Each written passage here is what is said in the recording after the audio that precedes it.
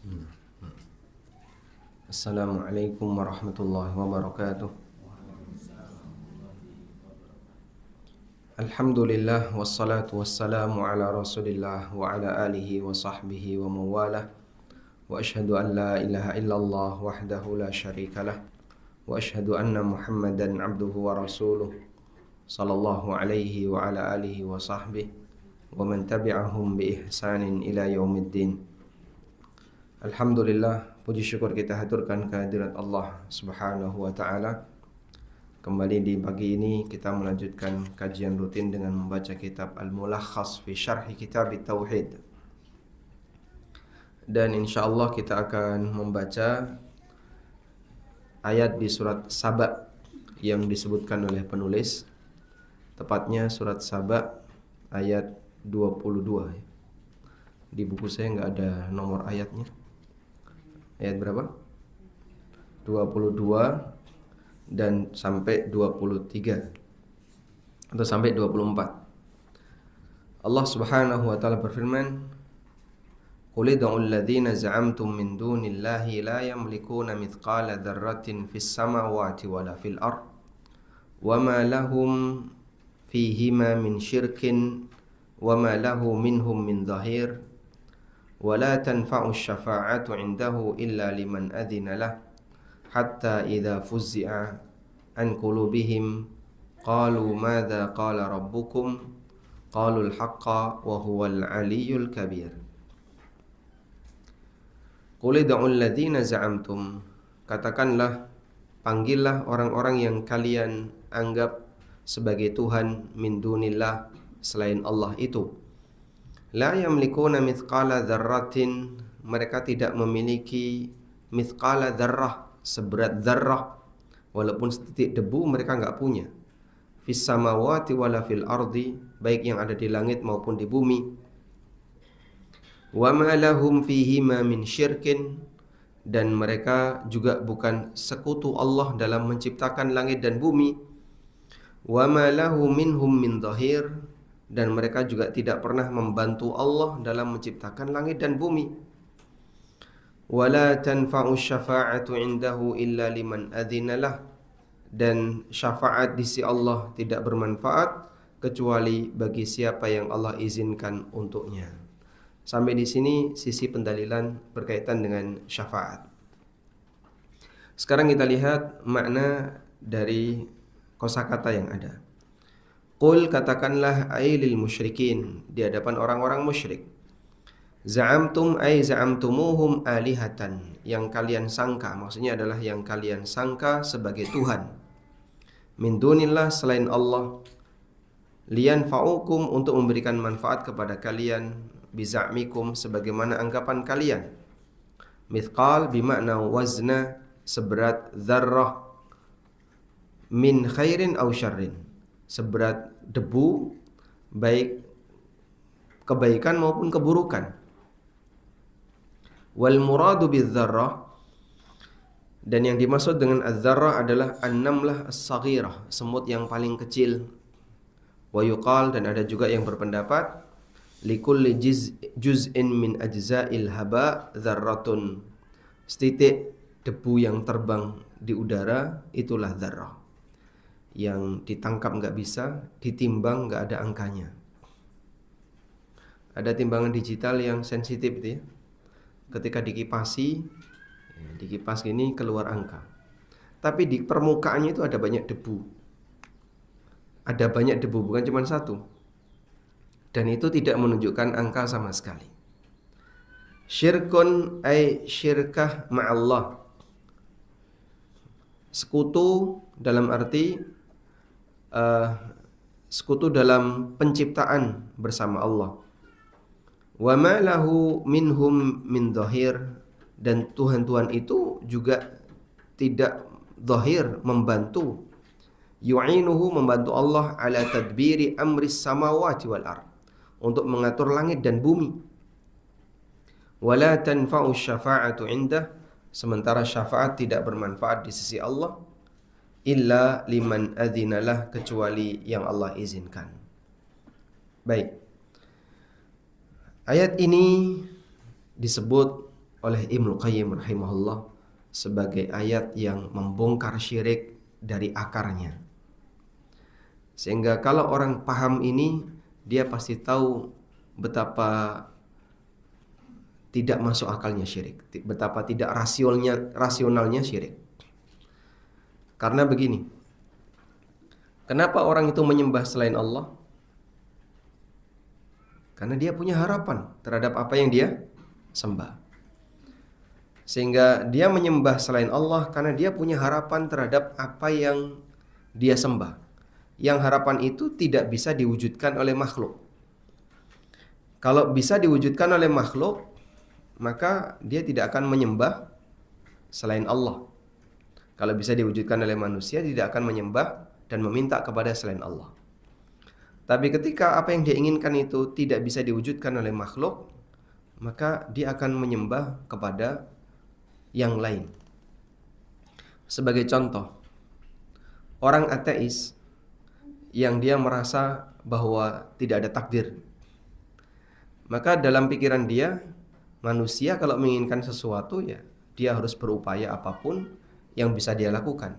Sukses gagal, kenapa? Itu karena kamu yang kurang maksimal, atau karena kamu orang yang maksimal sehingga bisa sukses, kurang maksimal sehingga gagal. Cuman itu saja dalam pikiran mereka. Tapi bagi orang yang punya iman terhadap Tuhan apapun, baik Tuhan Allah maupun selain Allah, selama dia punya iman, saat dia bekerja, dia percaya bahwa sukses gagal itu ada yang menentukan, bukan karena usahanya. Maka dia menggantungkan harapan kepada Tuhan yang dia akui bisa mewujudkan harapan itu. Nah, kemudian yang jadi masalah adalah siapa yang bisa mewujudkan harapan itu? Hanya ada 3 kemungkinan. Pertama, dia pemilik langit dan bumi. Atau yang kedua, dia punya saham terhadap langit dan bumi. Yang ketiga, dia ikut serta dalam mengatur langit dan bumi, walaupun bukan pemilik, walaupun tidak punya saham. Sebagai contoh ya, Anda pengen masuk kerja di sebuah perusahaan. Caranya gimana biar saya bisa masuk? Pertama, kamu diterima oleh pemilik. Atau yang kedua, kamu diterima oleh orang yang punya saham di perusahaan itu. Atau yang ketiga, ada manajer yang kerja di perusahaan itu, yang dia punya wewenang untuk menerima karyawan di perusahaan itu. Insya Allah ilustrasi ini masuk ya, bisa dipahami ya.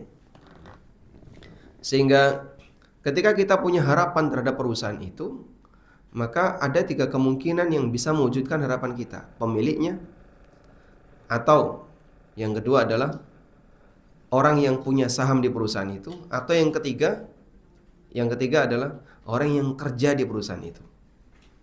Baik, ada orang yang berharap sesuatu, yang harapan itu bagian dari isi langit dan bumi. Maka harapan itu hanya bisa terwujud jika yang mewujudkan adalah pemiliknya, atau dia punya saham terhadap langit dan bumi. Saya kemarin tuh ikut 50% penciptaan langit dan bumi misalnya. Sehingga berhala ini punya saham 50% terhadap langit dan bumi, maka dia bisa menentukan kebijakan. Atau yang ketiga, dia karyawan untuk mengatur langit dan bumi. Saya adalah manajer HRD untuk langit dan bumi, yang bisa menentukan rizki ini saya sasarkan kepada siapa, saya arahkan kepada siapa, saya bisa seperti itu. Kalau ada makhluk seperti ini, maka dia silahkan diminta. Dan ada nggak seperti itu?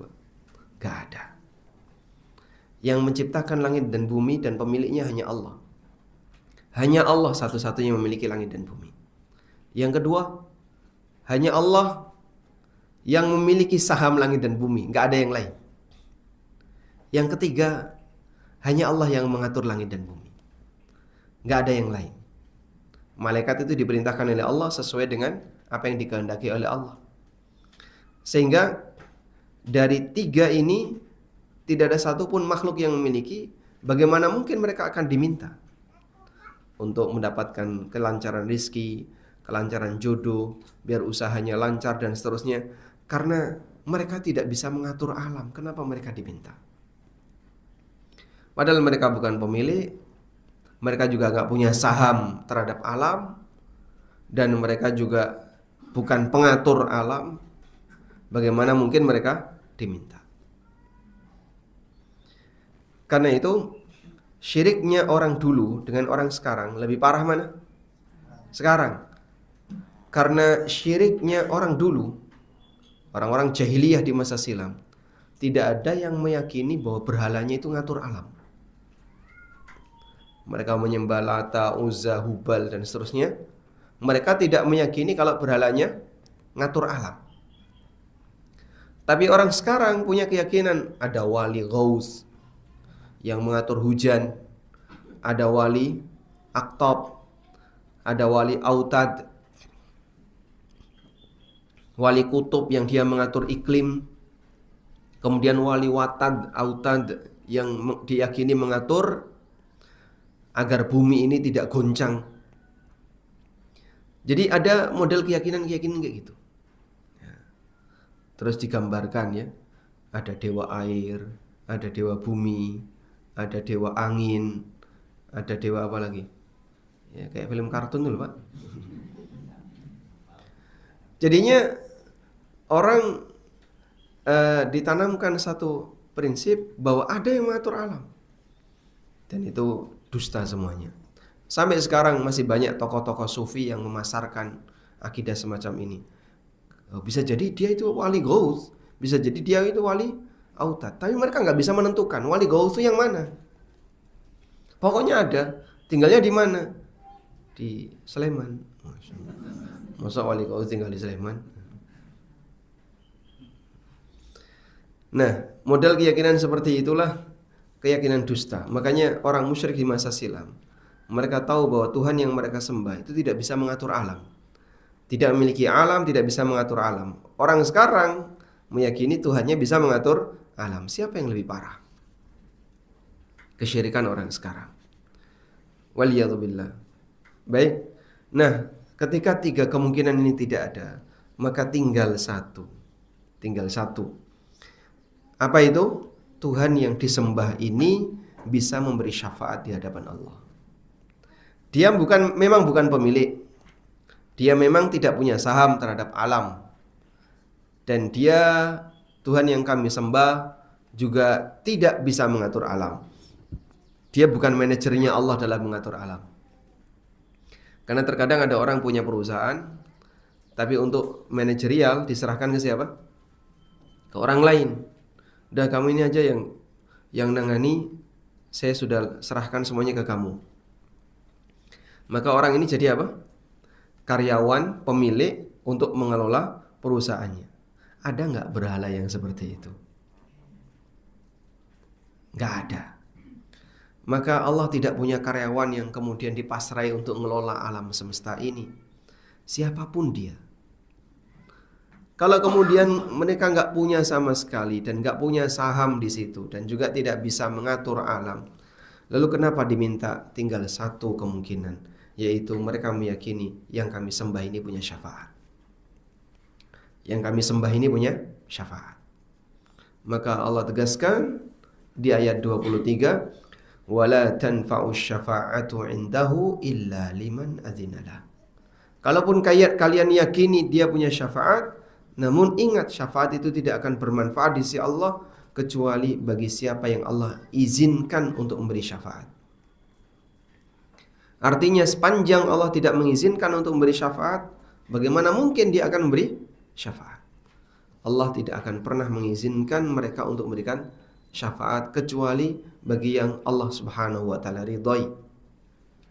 Baik. Kurang lebih seperti itulah cara Al-Qur'an dalam membongkar kesyirikan. Sehingga ada orang yang misalnya menyembah kuburan A. Bapak ke sini tujuannya apa? Saya ingin minta biar dagangan saya laris, Mas. Biar dagangan saya nanti semakin barokah. kok bisa jenengan punya keyakinan kayak gitu? Iya, karena orang ini bisa ngasih rezeki, syirik akbar. Iya, karena dia punya hak untuk mengatur rezeki, syirik akbar. Yang ketiga tinggal ya, yang keempat. 1, 2, dan 3, dia bisa ngasih rezeki, bisa ngatur rezeki, ini semuanya syirik akbar. Dia bisa mengantarkan doaku kepada Allah, sehingga memberi syafaat. Ini juga syirik akbar. Karena itu keyakinan kesyirikan orang musyrikin di zaman Nabi sallallahu alaihi wasallam. Taib, sekarang kita akan baca penjelasan yang disampaikan oleh Ibnu Qayyim. Saya bacakan kutipan di kitab Taisir Al-Azizil Hamid, syarah kitab Tauhid.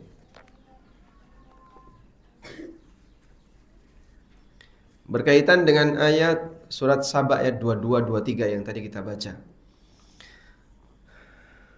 Kata penulis kitab Taisiril Azizil Hamid, beliau mengatakan, "Hadhil ayah hiya allati qala fiha ba'dul ulama innaha taqta'u uruqa syajarati syirki."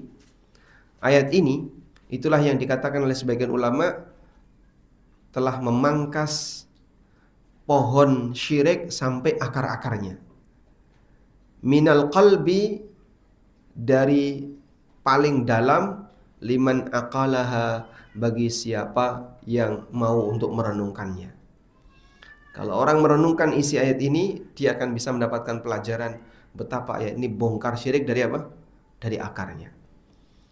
Qala Ibnu Qayyim fil kalami 'alaiha, kemudian beliau mengutip keterangan Ibnu Qayyim ketika membahas ini. وَقَدْ قَطَعَ اللَّهُ الْأَسْبَابَ الَّتِي يَتَعَلَّقُ بِهَا الْمُشْرِكُونَ جَمِيعَهَا قَطْعًا يَتَعَلَّقُ بِهَا الْمُشْرِكُونَ جَمِيعُهَا قَطْعًا. Allah Subhanahu wa taala telah memangkas semua sebab. Allah memangkas semua sebab yang dijadikan oleh orang musyrik, jami'aha, semuanya, qat'an, dengan memangkas keseluruhan. Ya'lamu man ta'ammala wa 'arafahu anna man ittakhadha min dunillahi waliyan famithluhu kamathalil ankabut ittakhadat baitan. Bagi orang yang merenungkannya dan mengetahui maknanya, dia akan menyadari bahwa orang yang menjadikan Tuhan selain Allah itu seperti apa? Laba-laba yang menjadikan rumahnya sebagai tempat pelindungan. Kamu berharap apa dengan rumahnya laba-laba? Dia nggak bisa melindungi sama sekali. Sehingga fungsi rumah laba-laba itu sebagai apa? Untuk menjaring makanan, bukan untuk pelindungan.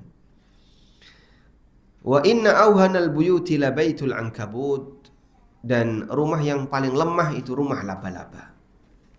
Orang musyrik innama yattakhidhu ma'budahu, mereka menjadikan Tuhan yang mereka sembah, lima yahsulu lahu minan naf'i, agar mereka bisa mendapatkan manfaat. Wan naf'u, sementara manfaat itu la yakunu, tidak akan bisa terwujud, illa, kecuali dari 4 jenis manusia.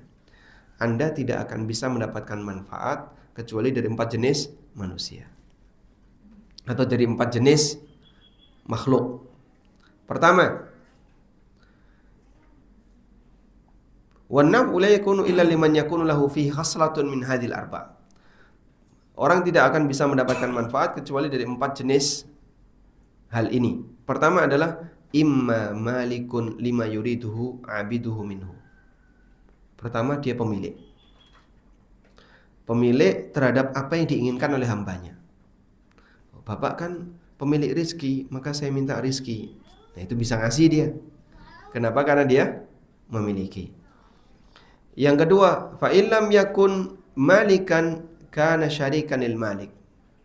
Atau yang kedua, kalaupun dia bukan pemilik, dia punya saham dalam kepemilikan hal itu. Fa illam yakun syarikan lah, kalau dia enggak punya saham di situ, kana mu'inan lahu wa dhahira, dia bantu pemilik untuk ngelola, Seperti tadi ya, jadi manajer atau jadi karyawan yang ngelola apa yang dimiliki oleh pemiliknya. Fa illam yakun mu'inan wala dhahira. Kalau dia bukan pengelola, dia nggak bisa bantu pemilik. Tinggal yang keempat, kana syafi'an indah. Dia bisa memberi syafaat di sisinya. Fanafallahu subhanahu al-maratib al-arba'a nafyan murattaban.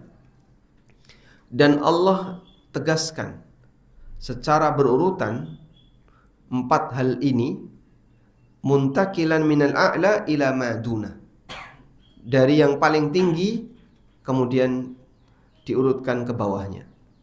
Dia bukan pemilik, gak punya saham, juga bukan orang yang membantu pemilik. Maka tinggal kemungkinan yang terakhir, pemberi syafaat, itu pun gak ada. Fanafal milka wahiyya syafa'ah biidnihi. Maka Allah subhanahu wa ta'ala juga menafikan al-milka wa syirkah wal mudahara wa syafa'ah. Allah menafikan, dia gak bisa memiliki, tidak bisa membantu, dan tidak bisa menolong, dan tidak bisa memberikan syafaat. Allati yatlubuhal musyrik, yang diharapkan oleh orang musyrik. Sehingga apa yang bisa diharapkan? Wa athbata syafa'atan la nasiba fiha li musyrikin wa hiya syafa'atu bi'idnihi. Dan Allah menetapkan ada syafaat, tapi orang musyrik gak punya hak syafaat di sini, yaitu syafaat yang diizinkan oleh Allah.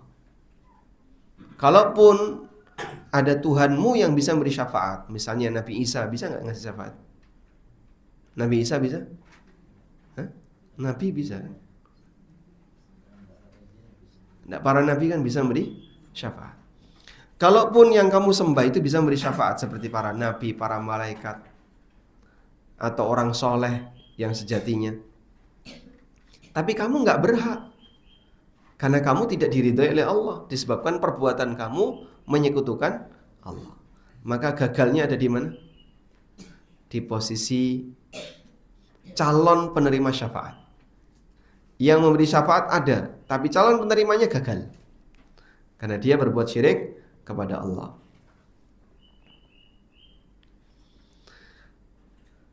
Qala fahuwa alladhi ya'dhan lisyafi' wa illam ya'dhan. Dan itu pun Allah mengatakan bahwa Allah memberikan syafaat dengan izinnya. Jika Allah tidak memberikan syafaat, lam yataqaddam fi syafa'ati baina yaday, maka tidak akan ada orang yang bisa memberikan syafaat di hadapan Allah. Kama yakunu fi haqqil makhluqin, sebagaimana yang terjadi di kalangan makhluk. Fa innal masyfu'a 'indahu yahtaju ila syafi'. Karena yang diberi syafaat itu butuh kepada yang memberi syafaat. Wa mu'awanatuhu lahu, dan bisa menolongnya. Fayaqbalu syafa'atahu wa illam ya'dhan lahu fiha. Sehingga syafaatnya bisa diterima meskipun tidak diberi izin. Itu terjadi pada makhluk. Wa amma kullu ma siwahu faqirun ilaihi bidatihi. Sementara semua yang selain Allah itu fakir kepada Allah. Wa huwal ghaniyyu bidatihi. Dan Allah Ta'ala zat yang maha kaya, enggak butuh seluruh makhluknya. Sehingga bagaimana mungkin ada orang yang bisa memberikan syafaat tanpa izin dari Allah? Ada? Sampai di sini keterangan paragraf pertama yang disampaikan oleh Ibnu Qayyim. Kemudian beliau mengatakan, fakafa bihadhil ayah nuran wa burhanan.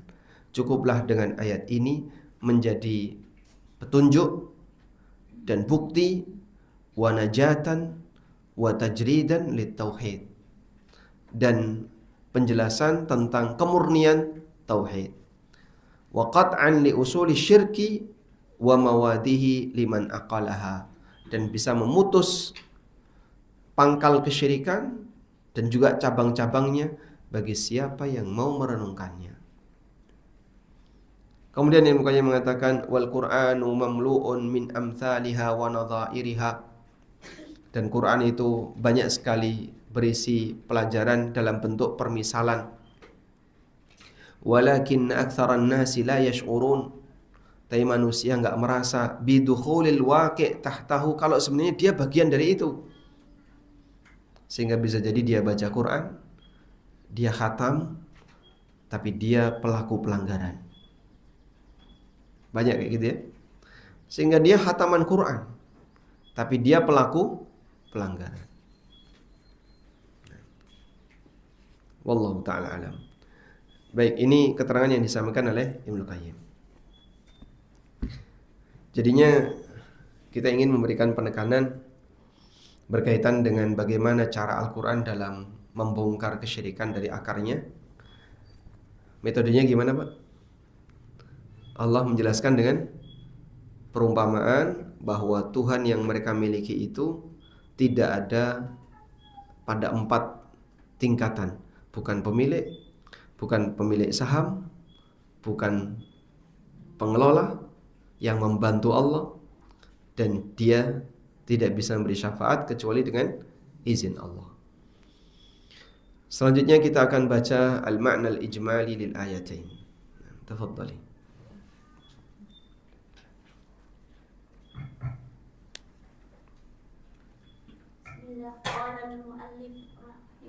قال المؤلف حفظه الله تعالى: المعنى الإجمالي للآيتين يأمر الله سبحانه نبيه أن يقول للمشركين على وجه التحدي: اطلبوا من آلهتكم التي زعمتم أنها تنفعكم وتكشف الضر عنكم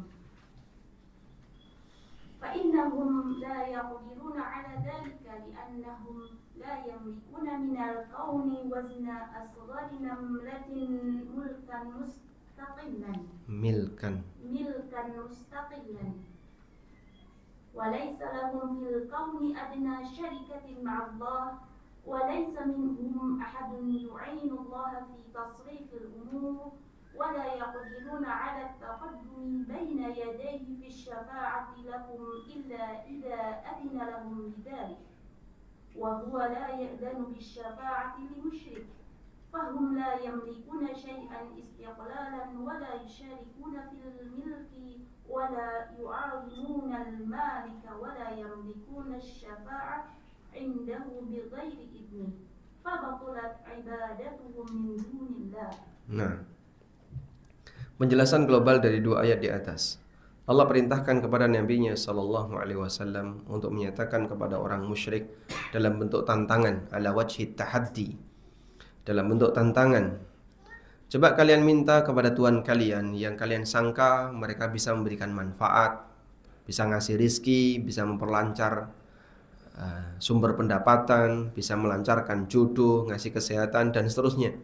Atau minimal wa takshifud durra ankum, bisa menghilangkan potensi bahaya di hadapan kalian, bisa menghilangkan rasa sakit kalian atau menghilangkan rasa takut kalian. Fa innahum la yaqdiruna ala dzalik, mereka sama sekali tidak mampu untuk melakukan hal itu. Li'annahum la yamlikun, karena mereka tidak memiliki minal kaun, mereka tidak memiliki alam ini. Walaupun seberat semut yang paling kecil, milkan mustaqilan, dengan kepemilikan 100%. Semua itu adalah milik Allah. Semua kekayaan yang dimiliki oleh siapapun itu milik Allah. Walaysa lahum fil kauni adna syarikatin, dan di alam ini mereka juga tidak punya saham sepeser pun ma'allah, bersama Allah. Saya punya saham 1%. Maka dia masih punya hak 1%. 1% dari langit dan bumi kan luar biasa. 1% itu bisa berapa, Pak? Kalau dihitung, Masya Allah, gede banget itu 1%.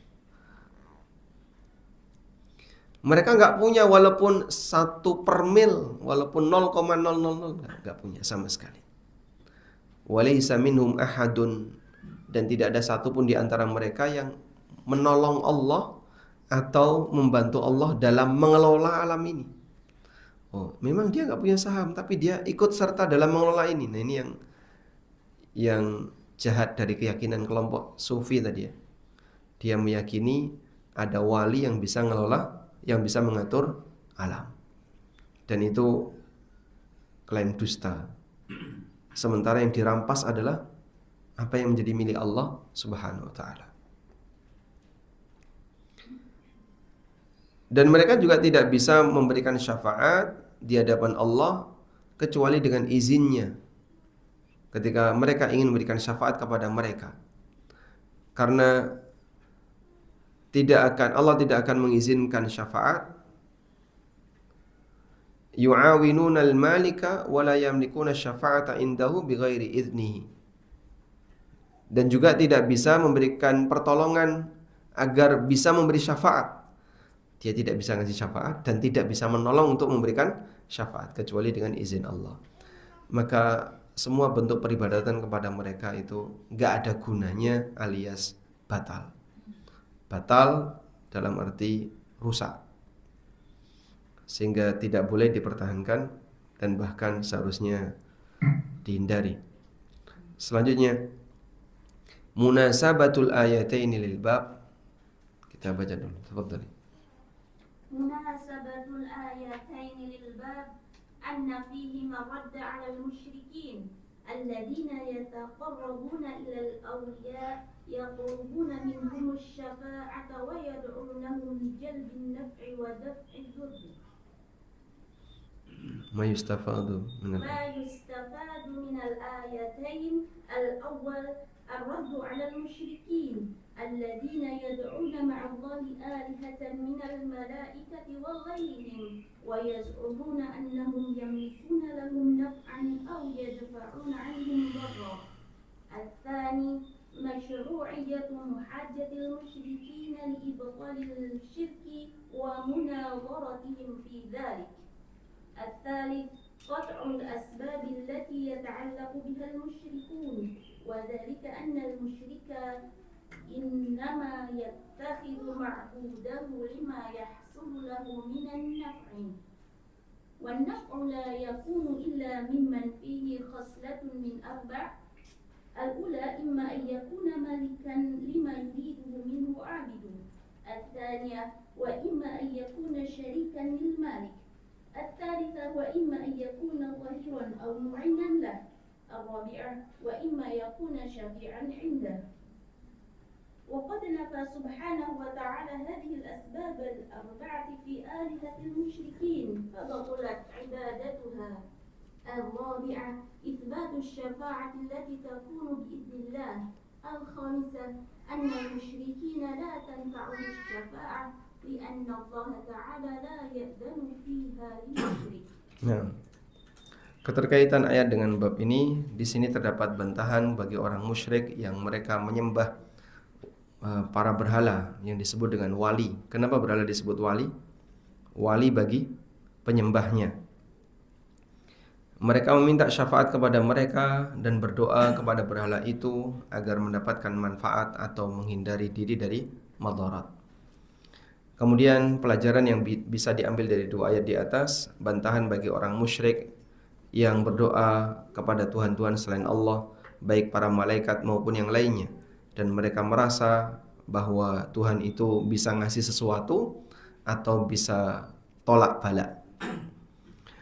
Yang kedua, disyariatkannya membantah orang musyrik untuk li'ibtali syirki, untuk menentang kesyirikan mereka dan berdebat dengan mereka dalam hal itu. Ya, meskipun seperti ini barangkali belum pernah kita lakukan ya. Ada yang punya pengalaman debat dengan non-muslim? Enggak ada ya. Kecuali sifatnya hanya dalam kajian online. Saya pernah di bandara ketemu orang, sama-sama ke Jogja waktu itu ya, dari Jakarta. Kerja apa Pak di Jogja? Lama dia jawab. Saya pastor. Pastor di daerah mana Pak? Tapi dia berusaha untuk menghindar. Saya sendiri mau debat juga belum tentu ngerti apa yang harus diperdebatkan, dan dia juga khawatir kayaknya takut didebat. Ya, dawati karo. Karena kalau mau debat kan harus punya amunisi. Apa sih yang mau didebat? Saya nyebut di Injil surat apa ayat berapa saya enggak ngerti. Sehingga ya saling lurui aja. Selanjutnya, yang ketiga, qat'ul asbabil lati yata'allaqu bihal musyrikun. Di sini memangkas atau meniadakan, menganulir semua sebab yang diharapkan oleh orang musyrik. Karena musyrik ketika mereka menjadikan selain Allah sebagai Tuhan agar bisa mendapatkan manfaat. Tapi yang namanya manfaat itu tidak bisa didapatkan kecuali bagi orang yang memiliki 4 hal. Pertama, dia pemilik terhadap apa yang diinginkan. Atau yang kedua, dia punya saham. Atau yang ketiga, dia yang membantu mengelola. Atau yang keempat, dia yang bisa memberikan syafaat. Dan Allah Subhanahu wa taala menegaskan bahwa semua sebab itu tidak ada pada tuhan-tuhan orang musyrik, fabatulat ibadatuha, sehingga praktek ibadah mereka ini enggak benar. Yang keempat, adanya syafaat allati takunu biidznillah, yang terjadi dengan izin Allah. Yang kelima, bahwa orang musyrik syafaatnya tidak bermanfaat bagi mereka karena Allah tidak mengizinkan syafaat bagi orang musyrik. Selanjutnya di bagian akhir dari keterangan penulis di bab ini saya bacakannya. Qala al-musannif rahimahullah, qala Abul Abbas, Syekh Muhammad bin Sulaiman At-Tamimi mengutip keterangan Abul Abbas. Abul Abbas Syekhul Islam Ibnu Taimiyah Ahmad bin Abdul Halim bin Abdissalam bin Ibni Taimiyah, ya, sahibul musannafat, menulis banyak buku, al-mufidah, yang memberikan banyak pelajaran, wafat pada tahun 728 Hijriah, rahimahullah rahmatan wasi'ah. Qala Abul Abbas, kata Abul Abbas, nafallahu amma siwahu kullama yata'allaqu bihil musyrikun. Allah meniadakan semua yang menjadi harapan orang musyrik. Fanafa ayyakuna li ghairihi milkun aw qistun minhu aw yakunu mu'inan lillah. Allah meniadakan ada selain Allah yang memiliki atau punya saham atau membantu Allah dalam mengelola. Walam yabqa illa syafa'ah, sehingga tidak tersisa kecuali syafaat. Wa bayyana, kemudian Allah jelaskan, annaha la tanfa'u illa liman adzina lahu rabb, bahwa syafaat itu tidak memberikan manfaat kecuali bagi siapa yang Allah izinkan. Kama qala, sebagaimana firman Allah Ta'ala, wala yashfa'una illa liman irtada, dan mereka tidak bisa memberikan syafaat kecuali bagi siapa yang Allah ridhai. Surat Al-Anbiya. Fahadhi syafa'atul lati yadhunnuha al-musyrikun, maka bentuk syafaat yang diharapkan oleh orang musyrik, hiya muntafiyatun yaumal qiyamah, akan hilang atau tidak berlaku besok di hari kiamat, sebagaimana yang ditegaskan oleh Al-Quran bahwasanya itu tidak ada. Dan Nabi SAW mengabarkan, annahu ya'ti fayasjud, bahwa nanti beliau akan datang lalu sujud li rabbihi, di hadapan Rabbnya, wa yahmaduhu, dan memujinya, la yabda'u bisyafa'ati awalan, tidak diawali dengan minta syafaat, ya, tapi beliau sujud terlebih dahulu, kemudian memuji Allah, baru diberi izin. Thumma yuqalu lahu, kemudian barulah disampaikan kepada beliau, irfa' ra'sak wa qul yusma' wasal tu'ta washfa' tushaffa'. Angkat kepalamu, silakan bicara, kau akan didengar. Mintalah, kau akan diberi. Silakan kasih syafaat, tushaffa', syafaatmu akan dikabulkan. Diriwayatkan oleh Bukhari Muslim.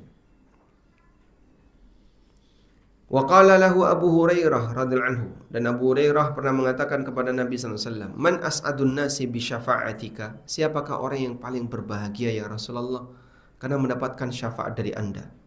Qala, jawab Nabi sallallahu alaihi wasallam, "Man qala la ilaha illallah khalisan min qalbi." Orang yang mengikrarkan la ilaha illallah ikhlas dari hatinya. Fatilka syafa'atu li ahli al-ikhlas biidznillah, Itulah bentuk syafaat bagi ahlul ikhlas dengan izin Allah. Wala takunu liman asyraka billah, dan itu tidak berlaku bagi orang yang musyrik. Wa haqiqatuhu, dan hakikatnya adalah annallaha subhanahu wa ta'ala, bahwa Allah subhanahu wa ta'ala huwallazi yatafaddalu ala ahlil ikhlas, dialah yang memberikan kelebihan bagi orang yang ikhlas. Ahli ikhlas bermakna ahli tauhid. Fayaghfiru lahum, sehingga Allah mengampuni mereka, biwasitati du'ai man adzina lah, dengan perantara doanya orang yang Allah izinkan ayyashfa'a, untuk memberi syafaat. Liyukrimahu wa yanalal maqamal mahmud, agar orang yang memberi syafaat ini dimuliakan oleh Allah dan mendapatkan kedudukan yang tinggi. Maksudnya kayak gini ya. Saat di akhirat yang berhak mengampuni itu siapa, Pak? Hanya Allah. Lalu Allah kasih izin kepada si A. Si A, kamu kalau ingin menyelamatkan temanmu silahkan. Lalu si A menyelamatkan Paijo. Sudah? Saat Paijo diselamatkan oleh si A, kira-kira apa perasaan Paijo terhadap si A?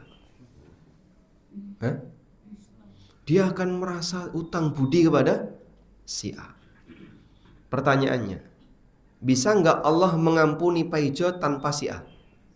Sangat bisa. Tapi mengapa Allah mengampuni Paijo melalui si A? Biar mengangkat derajat si A. Maka disitulah fungsi syafaat. Sehingga syafaat itu fungsinya adalah agar derajat orang yang memberi syafaat itu terangkat. Dan itulah al-maqamul mahmud. Sehingga Nabi SAW kita doakan dalam doa selesai adzan, wa ba'athu maqamam mahmuda alladzi wa'adta, dan tunjuk beliau untuk menduduki maqam mahmud. Melalui apa? Syafaat beliau diberikan oleh Allah, izin beliau untuk beri syafaat kepada umat-umatnya. Sehingga semuanya berhutang budi kepada Rasulullah sallallahu alaihi wasallam. Maka semuanya memuliakan Nabi sallallahu alaihi wasallam. Itu yang dimaksud liyukrimahu, agar Allah memuliakan beliau, wa yanala al-maqam mahmud, dan agar orang itu bisa mendapatkan maqam mahmud. Fasyafa'atu allati nafaha al-Qur'an, sedangkan syafaat yang ditiadakan oleh Al-Qur'an, maka fiha syirkun, adalah syafaat yang berisi kesyirikan. Karena itu Allah tegaskan syafaat dengan izinnya fi mawadhi', di banyak tempat. Waqad bayyana an-nabiy sallallahu alaihi wasallam, dan Nabi sallallahu alaihi wasallam menjelaskan bahwa la takunu illa li ahli tauhid, orang yang diizinkan oleh Allah itu adalah hanya untuk ahli tauhid. Intaha kalamu, sampai di sini keterangan beliau rahimahullah. Baik. Kita baca di sini aja ya. Faidah, pelajaran. Di situ ada pelajaran, catatan, faidah. Lahu sallallahu alaihi wasallam sittatu anwa'in minasyafa'ah. Nabi sallallahu alaihi wasallam itu punya 6 jenis syafaat dengan izin Allah. Yang pertama, asy-syafa'atul kubra. Syafaat kubra. Allati yakhtassu biha nabiyuna Muhammadun sallallahu alaihi wasallam. Dan ini hanya diberikan oleh Allah khusus untuk Nabi kita Muhammad sallallahu alaihi wasallam. Itulah syafaat untuk ahlul mauqif. Ahlul mauqif maksudnya adalah orang yang berada di mahsyar, agar Allah Subhanahu wa taala menghakimi mereka, wa yurihahum min maqamihim fil mauqif, dan Allah mengistirahatkan mereka di tempat mereka di padang mahsyar. Di padang mahsyar. Karena mereka dalam kondisi cemas, kepanasan, kondisi sangat tidak nyaman. Ats-tsani, yang kedua, syafa'atuhum li ahlil jannah. Syafaat yang diberikan Nabi sallallahu alaihi wasallam untuk penduduk surga, hatta yadkhuluha, agar mereka bisa masuk surga. Karena beliau yang pertama kali ngetok pintu surga dan yang membukakan pintu surga. Sudah? Nah, tokoh sufi ikut, nanti tak tunggu di depan pintu surga. Masya Allah, Masya Allah, la haula wa la quwata illa billah. Kayak gitu ada yang percaya ya. Ats-tsalis, yang ketiga, syafaat yang diberikan oleh Nabi sallallahu alaihi wasallam kepada ahli maksiat yang mereka harusnya dapat neraka. Ayyadkhuluha, namun karena diberi syafaat mereka enggak jadi masuk neraka, kemudian dimasukkan ke dalam surga. Yang keempat, syafaat Nabi sallallahu alaihi wasallam untuk orang yang membawa dosa, ahli maksiat yang sudah masuk neraka. Diberi syafaat ayyakhruju minha, agar keluar dari neraka. Yang kelima, syafaat yang diberikan Nabi sallallahu alaihi wasallam kepada penduduk surga agar pahalanya semakin bertambah sehingga derajatnya semakin tinggi. Yang keenam, syafaat dari orang khusus untuk orang khusus. Syafaat Nabi sallallahu alaihi wasallam untuk Abu Talib agar azabnya diringankan di neraka. Wallahu a'lam. Semoga Allah Subhanahu wa taala menjadikan kita sebagai hamba yang selalu bertauhid sampai akhir hayat, karena itu modal utama agar kita bisa punya peluang diberi syafaat. Wassallallahu ala nabiyyina Muhammadin wa ala alihi wa sahbihi wa sallam. Wa akhiru da'wana alhamdulillahi rabbil alamin. Pripun? Manut. Ya, ada pertanyaan Ustaz nih. Bismillah. Assalamualaikum. Assalamualaikum. Barakallahu fikum. Ustaz, apa izin bertanya di luar batas? Bagaimana hukumnya kita membeli dan transaksi emas antam lewat web, tapi dilakukan di butik antamnya langsung, sehingga setelah selesai transaksi via web bisa langsung ambil antrian pengambilan emas, bukan antri penjualan lagi. Apakah transaksi cara ini diizinkan? Karena bila ambil antrian penjualan sering kehabisan keduluan yang pembelian via web. Mohon nasihatnya. Jazakumullah khairan. Waalaikumsalam warahmatullahi. Adanya antrian itu menyebabkan terjadinya penundaan. Sehingga ketika Anda transaksi via web, kemudian sudah bayar, lalu setelah itu keluar misalnya bukti pembayaran, terus ditunjukkan, kemudian Anda dapat nomor antrian. Nah, saat dapat nomor antrian semacam ini, Anda akan nunggu. Uang sudah diserahkan, tapi Anda nunggu. Ini bertentangan dengan hadis riwayat Bukhari dari Malik bin Aus bin Hadathan. Dan hadis ini yang paling sering saya sampaikan. Terserah diakui maupun tidak, tapi hadis itu sahih. Karena hukum akan tetap berlaku walaupun banyak orang yang tidak mengakui. Hadis itu menyebutkan bahwa Malik bin Aus itu pernah datang di hadapan sekelompok para sahabat yang sedang duduk bareng. Di situ ada Thalha bin Ubaidillah dan ada Umar bin Khattab radhiyallahu anhu. Sahabat yang lain siapa saja, Pak? Wallahu alam. Yang disebutkan dalam riwayat itu hanya Thalha sama Umar. Lalu Malik mengatakan di hadapan mereka, "May yastarifud darahim?" Ada enggak di antara kalian yang mau menukar dirham? Saya bawa emas, saya bawa dinar. Akhirnya Thalha tertarik. Kemudian Thalha meminta pembantunya, budaknya yang waktu itu ada di dekatnya, "Tolong kamu pulang, ambilkan dirham yang ada di rumah." Akhirnya pembantunya pulang untuk ngambil dirham. Kemudian Thalha menyampaikan kepada Malik bin Aus, "Arina dhahabaka." Sini serahkan dulu emasmu. Nanti kalau budak saya datang membawa perak, akan aku serahkan perak itu kepada kamu. Lalu Umar bilang apa? Kalla, enggak boleh seperti itu. Enggak boleh kayak gitu. Kau kembalikan dulu emas itu kepadanya, atau kau serahkan sekarang perak kamu. Sementara kan peraknya belum ada di tempat. Dalam proses pengambilan. Kira-kira mengambil perak itu butuh waktu berapa lama? Dengan kecepatan Anda ngelipat meja itu lebih cepat mana? Enggak sampai selisih hari kan, mungkin menit dan seterusnya. Maka Umar mengingkari praktek seperti ini. Kemudian beliau mengatakan, fa inni sami'tu Rasulullah sallallahu alaihi wasallam yaqul, karena aku mendengar Nabi sallallahu alaihi wasallam bersabda, al-fiddatu bidzahabi riban illaha, adzahabu bil fiddati riban illaha wa ha. Emas dengan perak itu riba kecuali hak wa hak. Hak wa hak itu artinya apa? Nyoh. Dari tangan ke tangan. Cuman selisih dia ngambil emas di rumah, yang mungkin hitungan menit. Ya, maka saya kira hadis ini cukup relevan untuk dijadikan sebagai dalil berkaitan dengan kasus tukar atau jual beli emas di Antam, ya. Karena ada proses menunggu. Ya, saya tidak merekomendasikan. Dan ada sisi ada sisi kekurangan yang pernah disampaikan oleh salah satu teman.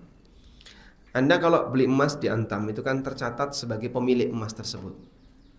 Maka nanti hitungan pajaknya melekat ke pembeli ini karena atas nama dia. Misalnya si A yang beli, maka emas itu atas nama si A. Tercatat di pajak ini emas atas nama si A.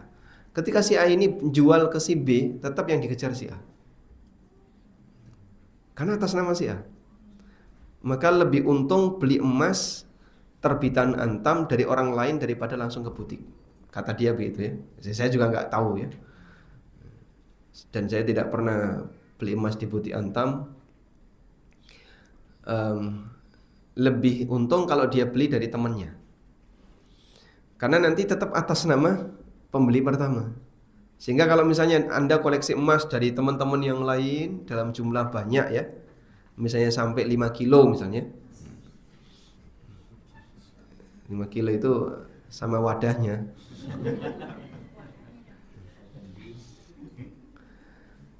Nah, nanti yang bertanggung jawab untuk majeki adalah atas nama yang pertama tadi, sepanjang tidak dibalik nama.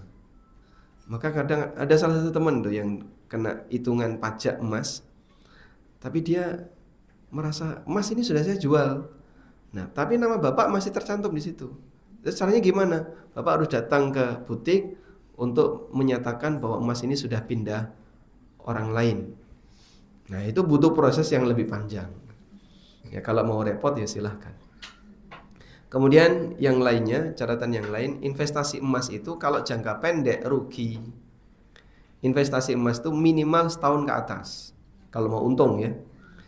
Tapi kalau mau jangka pendek ya cukup uang. Kalau emas Anda akan rugi. Misalnya cuma 2 bulan 3 bulan, kenaikannya nggak sebanding dengan potongan. Memang ada kenaikan, tapi tidak sebanding dengan potongan. Tapi kalau setahun ke atas, 2 tahun, 3 tahun, investasi untuk jangka yang lebih panjang, emas lebih bagus. Investasi tanah itu minimal 5 tahun ke atas. Kalau investasi tanah cuma angka bulan, itu beresiko karena kena pajak transaksi, belum lagi biaya notaris dan seterusnya. Maka investasi tanah kalau bukan strategis itu minimal 5 tahun ke atas. Nah, perhitungan-perhitungan semacam ini mungkin bisa dijadikan sebagai pertimbangan ya, agar ketika mau memilih investasi apa yang harus ditentukan. Ini saya hanya dapat informasi dari mereka pelaku Pak ya. Pertanyaan kedua Ustaz. Bismillah, izin bertanya Ustaz, di luar materi kita ini. Yang pertama, apa hukumnya membacakan Yasin untuk orang yang sedang sakit? Yang kedua, di rumah tangga saya kalau ada pertemuan PKK sebelum dimulai diadakan acara membaca Yasin dahulu. Pertanyaan saya, apakah ini termasuk bid'ah karena mengkhususkan waktu untuk membaca Yasin? Syukran wa jazakumullah khairan. Nah, baik, apa hukumnya membacakan Yasin untuk orang yang sedang sakit? Orang yang sedang sakit dibacakan Quran itu fungsinya apa? Sebagai ruqyah. Sementara untuk ruqyah bisa menggunakan semua isi Quran. Wa nunazzilu minal Qur'an ma huwa syifaa'un. Kami turunkan Al-Quran yang itu bisa menjadi syifa, sebagai obat, penyembuh. Sehingga Al-Quran bisa dijadikan sebagai ruqyah. Nah, di situ ada min, wa nunazzilu minal Qur'an, dan kami turunkan min Al-Quran. Min artinya bisa bermakna min lil bayan atau min lit tab'id. Kalau maknanya min lil bayan, berarti maknanya seluruh isi Quran bisa jadi ruqyah. Wa nunazzilu minal Qur'an, dan kami turunkan Al-Quran. Berarti seluruh isi Quran bisa jadikan ruqyah. Tapi kalau min dimaknai lit tab'id, maka maknanya adalah sebagian dari isi Quran itu bisa jadi ruqyah. Nah, ketika kita menggunakan makna yang pertama, seperti apa sih ayat Al-Quran yang bisa jadi ruqyah? Ya semuanya. Mau surat apapun silahkan. Surat Yasin bisa nggak Pak? Bisa. Al-Fatihah bisa. Al-Ikhlas, Al-Falaq, An-Nas juga bisa. Begitu. Karena itu insya Allah tidak masalah ruqyah dengan menggunakan Yasin maupun surat yang lainnya. Namun untuk halul ikhtidar, ketika orang itu sudah mendekati sakaratul maut, apakah ada sunnah untuk membacakan Yasin? Ada sebagian riwayat yang menyebutkan itu dan dinilai hasan oleh Syekh Fauzan. Maka di Mulakhas Al-Fiqhi, Syekh Fauzan menyebutkan dianjurkan bagi orang yang nungguin orang yang sekarat untuk membacakan Yasin. Karena iqra'u Yasin ala mautakum, bacakanlah Yasin untuk orang-orang mautakum, maksudnya adalah orang yang mau mati di antara kalian. Jika riwayat itu hasan, maka bisa dipakai. Sehingga dianjurkan baca Yasin ketika orang itu menjelang wafat. Wallahu a'lam. Tapi kalau itu dipahami sebagai ruqyah, maka bisa surat-surat yang lain, boleh Yasin dan boleh surat yang lainnya. Berikutnya, kalau ada kelompok pengajian baca Yasin sebelum ngaji, boleh atau tidak? Sebagaimana membaca surat yang lain, kembali kepada niat mereka. Niatnya apa? Ya, kami ingin membaca Yasin, ya sudah. Berarti kan nggak ada pengkhususan di situ. Cuman masalah keinginan saja. Bagi kami Yasin ini paling gampang, tidak terlalu panjang, tidak terlalu pendek. Kenapa nggak Al-Baqarah saja? Orang situ pertemuan Al-Baqarah. Ali Imran, wah kepanjangan. Ya sudahlah, Al-Ikhlas kependekan. Ada pertimbangan seperti itu. Kadang baca surat tertentu. Atau mungkin karena kita sedang ngaji tafsir surat Yasin, monggo. Ada banyak pertimbangan yang bisa digunakan. Tapi kalau keyakinannya, kalau kita baca Yasin itu rezeki kita tambah, pahala kita makin banyak, nah itu butuh dalil. Karena dia meyakini sesuatu yang itu di luar kemampuan manusia dalam memahaminya, sehingga butuh dalil. Wallahu a'lam. Pertanyaan selanjutnya Ustaz, ini sudah lumayan panjang pertanyaannya. Assalamualaikum warahmatullahi wabarakatuh Ustaz. Waalaikumsalam. Ini ada teman yang titip pertanyaan. Ini teman ada yang sakit gagal ginjal sudah 6 tahun. Masya Allah. 5 bulan yang lalu sempat drop HB-nya di angka 7. Saat opnam ditransfusi darah, tapi setelah itu darah terus keluar seperti darah haid, cuma bersih 3-5 hari saja. Tapi dari bentuk dan baunya sama seperti darah haid. Sementara siklus haid sebelumnya memang tidak teratur. Dia mau sholat jadi bingung. Jadi sebaiknya harus bagaimana ya Ustaz? Mohon pencerahannya. Jazakumullah khairan. Baik. Ini mungkin yang ditanyakan apakah itu istihadhah atau haid ya. Wanita itu ada 2. 1 normal, 2 tidak normal. Normal itu yang masa sucinya lebih panjang daripada keluar darahnya, itu normal. Misalnya keluar darahnya berapa hari? Kadang 10 hari, 12 hari, itu masih normal ya. Karena lebih panjang. Maka bagi wanita normal ini dia nggak punya sejarah istihadah. Nggak punya sejarah istihadah. Setiap keluar darah haid. Setiap keluar darah itu haid. Karena haid itu Allah berikan penjelasan dalam Al-Quran, yas'alunaka 'anil mahid qul huwa adzan fa'tazilun nisaa fil mahid. Mereka bertanya kepadamu Muhammad fil mahid, tentang keluarnya haid. Qul huwa adzan. Lalu jawablah Muhammad, haid itu adzan, kotoran. Ini maksud kotoran di sini adalah darah najisnya tadi. Maka setiap keluar darah haid. Jangan berpikir istihadah bagi wanita normal. Intinya itu. Wanita normal yang dia tidak punya pengalaman istihadah, jangan berpikir istihadah ketika keluar darah. Karena Anda bukan mustahab. Anda bukan wanita yang mengalami istihadah. Yang kedua, wanita yang tidak normal. Tidak normal itu ada dua keadaan. Tidak normal dari kondisi fisik, bawaan lahir, atau tidak normal karena penyakit. Sehingga dulunya normal, belakangnya tidak normal. Untuk yang tidak normal seperti ini, status Anda sebagai wanita istihadah. Nah, ketika dia sudah berstatus sebagai wanita yang mengalami istihadah, barulah berpikir istihadah. Sekarang beralih ruangan ya. Terus bagaimana cara mengenali ini istihadah dan ini haid? Karena darahnya keluar terus. Waktu sucinya cuma 5 hari, 6 hari. Sehingga waktu sucinya lebih pendek daripada waktu keluarnya darah. Ada istri Nabi SAW yang mengalami istihadah. Siapa namanya? Hah? Semua putri Jahash itu istihadah. Istri Nabi SAW yang putri Jahash siapa? Zainab bintu Jahash. Itu mengalami istihadah. Sampai ada keterangan semua putrinya Jahash itu istihadah.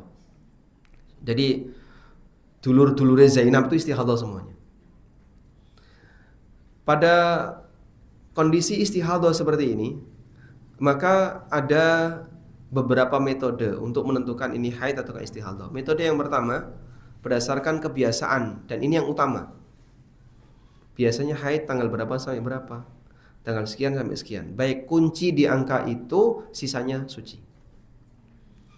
Yang kedua, kalau dia nggak punya kebiasaan, maka melihat ciri darah. Melihat ciri darah. Cirinya sulit ya Pak. Semuanya aromanya sama, warnanya sama. Baik yang keluar pertama maupun yang terakhir. Jadi misalnya tadi suci 5 hari ya. Selama 25 hari itu aromanya kurang lebih sama, warnanya kurang lebih sama. Baik, jika demikian Anda lihat siapa wanita yang di sekitar Anda, ibunya yang paling dekat ya, atau saudarinya, haidnya tanggal berapa? Rata-rata di awal bulan, baik kunci awal bulan. Dulu haid berapa lama, walaupun tidak teratur, kadang depan, kadang tengah, kadang belakang. Dulu haid berapa lama? Kurang lebih 7 hari. Kunci 7 hari di depan. Sudah? Berarti haid Anda tanggal 1 sampai 7. Dan ini istihadi. Penentuan waktu ini istihadi. Istihad itu ada peluang salah enggak?